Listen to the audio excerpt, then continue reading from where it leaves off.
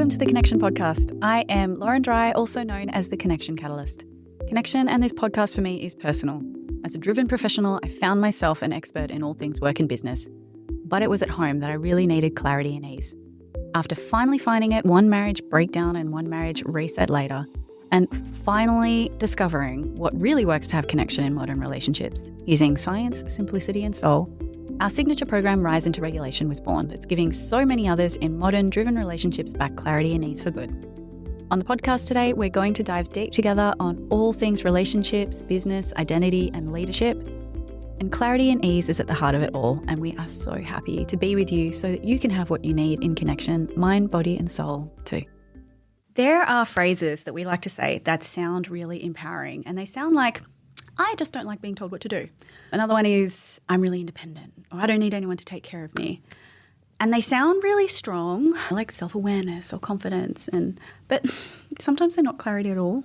They are actually protection. Today we're going to unpack the difference between an identity statement and something that reflects who you really are at your core, and a trauma response, which is your nervous system's way of saying, please don't ever let me feel unsafe again. I want to start with this. When it comes to protective patterns, they are sneaky because they were brilliant once and they helped you survive, even if it's just surviving in an unconscious way as a child. I believed I had to behave like this in order to receive validation or celebration or connection. So when you say, I don't like being told what to do, it's going to sound like confidence because it did provide you an element of validation in the past. But if we trace that sentence back, often, although it gave us an element of connection, it also created a moment of internal disconnect between you and yourself. So now your nervous system, anytime it hears any kind of guidance, even if it's gentle, it might actually perceive that as a threat. And so it floods your body with resistance, not because you're inherently defiant, but because somewhere deep inside, control from anyone, even if it's guidance, became interpreted as danger. And the nervous system will tell you, I'm not going to go through that again. So where it gets really interesting is that when you are operating from a place of protection, remember 93% of communication is nonverbal. So your tone is going to give you away.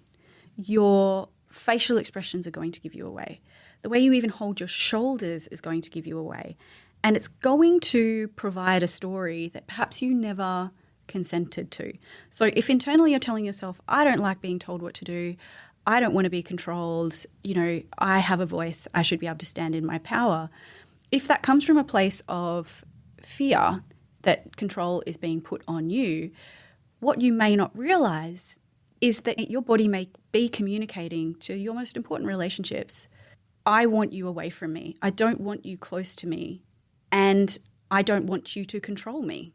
And so what they receive from that, even though your words may be soft and connective, if your body language, which is in charge of 93% of your message, is saying, I'm scared of you, I'm angry at you, I don't want you close to me, your message is getting lost and you're often going to feel misunderstood, which is the very thing that you wanted to prevent happening in the first place. A trauma response says, I have to prove that I'm not controlled. But an identity statement says, I value autonomy and mutual respect. And I communicate that from a place of security. So it really lands. It's the same sentence that you might say, but it's a different frequency. And so in trauma, the energy underneath is never again, but identity is this is who I am. So you can feel the difference in your body. One contracts and rejects, and the other one expands and invites. And so many people who are high functioning or high performing or high achievers in relationships, they get stuck because one partner will say, stop telling me what to do, and the other one hears, you don't care about me, you don't want me around, you don't value me. But what's actually happening is a nervous system to nervous system communication. And it's not actually about control at all. It's about safety. Neither person feels safe. So if both people keep trying to argue at the logic level, I'm just helping, or you're always so defensive, the surface level, they never get to real repair, which is how do we help each other feel safe enough to hear each other without abandoning our own selves? Regulation is really, really important. When your nervous system feels safe, you can tell the difference between I'm protecting myself from a past wound versus I am honouring my present truth and I have safety within my own body, which is much more effective than just nervous system protection. What you can do to figure out the difference between this, when you notice a strong I don't or I never statement, is just pause and ask yourself, does this come from expansion within my body or contraction? Do I open when I say this or do I tighten up? Am I expressing my value or communicating from a wound, which will let me down? And when it's from identity, it feels quiet and certain. You don't have to convince yourself or anyone else it's true. So what do we do with this? First of all, if you notice this pattern, we don't shame ourselves or we don't shame the protection. We first show gratitude, which can feel counterintuitive. But practice saying, thank you for trying to keep me safe. I don't need to fight anymore. Practice saying this to your body even when you just reimagine a past conversation. Practicing and reliving and going over an old memory activates the same pathway as being in the moment itself. There's power in doing a redo, and it's very different to rumination. It's not the same thing as rumination. Rumination is self-punishment, self-protection. It's that contracting energy. Whereas redoing the same memory, again, from a place of regulation and practicing new tools and gratitude, softness and compassion, using your somatics, if you are aware of them already, that's where reset happens. We can literally time travel. The same neural pathways get activated. So that's why self-repair is so important, not only repair with others. The more regulated our nervous system becomes, the more we can hold autonomy and connection at the same time. We don't have to choose. We don't have to choose between protection and connection.